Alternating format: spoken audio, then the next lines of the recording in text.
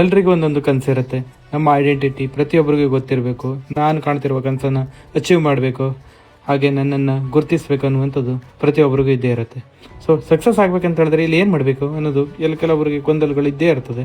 ನೀವೇನು ಈಗ ಕೆಲಸ ಮಾಡ್ತಿದ್ದೀರಾ ಅಥವಾ ಏನೋ ಮಾಡ್ತಿದ್ದೀರಾ, ಬಿಸ್ನೆಸ್ ಆಗಿರ್ಬೋದು, ಏನೋ ಮಾಡ್ತಿದ್ದೀರಾ, ಅದನ್ನು ಅಚ್ಚುಕಟ್ಟಾಗಿ ಮಾಡ್ತಾ ಇರಿ. ಯಾವುದೇ ಒಂದು ಅದ್ರ ಬಗ್ಗೆ ಕೀಳರಿಮೆ ನಿಮಗಿರಬಾರ್ದು. ಕೀಳರಿಮೆ ಇತ್ತು ಅಂತ ಹೇಳಿದ್ರೆ ಯಾವುದರಲ್ಲೂ ಕೂಡ ಸಕ್ಸಸ್ ಆಗಲಿಕ್ಕೆ ತುಂಬ ಕಷ್ಟ ಆಗುತ್ತೆ. ನೀವೇನು ಮಾಡ್ತಿದ್ದೀರಾ ಅದನ್ನು ಪ್ರೀತಿಯಿಂದ ಮಾಡಿ. ಹಾಗೆ ಕಲಿಯೋದನ್ನು ನಿಲ್ಲಿಸಬೇಡಿ. Learn important. ಯಾವಾಗ ಕಲಿಯೋದನ್ನು ನಿಲ್ಲಿಸ್ತೀರಾ ಆವಾಗ ನಿಮ್ಮ ಯಶಸ್ಸು ಕೂಡ ಆಗ್ತಾ ಹೋಗ್ತದೆ. ಕಲಿಯೋದನ್ನು ದಯವಿಟ್ಟು ಯಾವತ್ತು ಯಾರಿಂದಲೂ ಬೇಕಾದರೂ ಕಲಿಯೋಕೆ ಸಿಗುತ್ತೆ, ಕಲೀರಿ. ಈಗೋವನ್ನು ಬೆಳೆಸ್ಕೊಳ್ಬೇಡಿ, ಅಹಂಕಾರ ಬಿಟ್ಬಿಡಿ. ನಾನು ಯಾಕೆ ಅವ್ರ ಹತ್ರ ಮಾತಾಡಬೇಕು, ಅವರಿಂದ ಯಾಕೆ ಕಲಿಬೇಕು ಅನ್ನೋದು ಅಹಂಕಾರನ ಬಿಟ್ಬಿಡಿ. ಸರಿಯಾಗಿ ಪಾಸಿಟಿವ್ ಆಗಿ ಮಾತಾಡೋದನ್ನು ಕಲೀರಿ.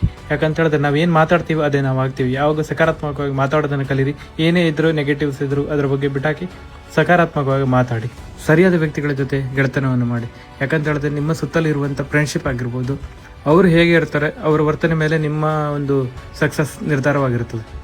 ಇವಿಷ್ಟನ್ನು ಫಾಲೋ ಮಾಡಿ ಮುಂದಿನ ಜೀವನ ಇನ್ನೂ ಅಷ್ಟು ಯಶಸ್ವಿ ವ್ಯಕ್ತಿಯಾಗಿ ಸುಖವಾಗಿರಲಿ. ಧನ್ಯವಾದ.